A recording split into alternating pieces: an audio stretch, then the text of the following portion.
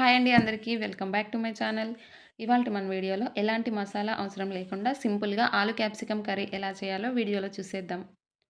ముందుగా స్టవ్ మీద కడాయి పెట్టుకొని 4 టేబుల్ స్పూన్ల ఆయిల్ వేసుకొని వేడవ్వగానే పోపు దినుసులు వేసుకొని కొద్దిగా వేగిన తర్వాత సన్నగా కట్ చేసుకున్నటువంటి ఉల్లిపాయ, పచ్చిమిర్చి ముక్కలు వేసుకోవాలి.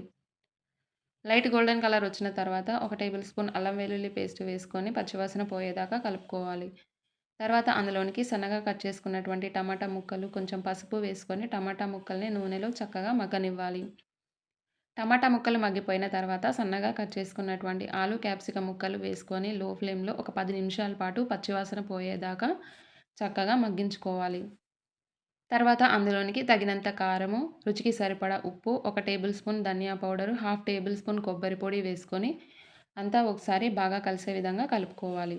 ఇప్పుడు అందులోనికి ఒక గ్లాస్ వాటర్ వేసుకొని వాటర్ అంతా ఇంకిపోయి నూనె పైకి తేలేంత వరకు మధ్య మధ్యలో కలుపుతూ ఉడికించుకోవాలి.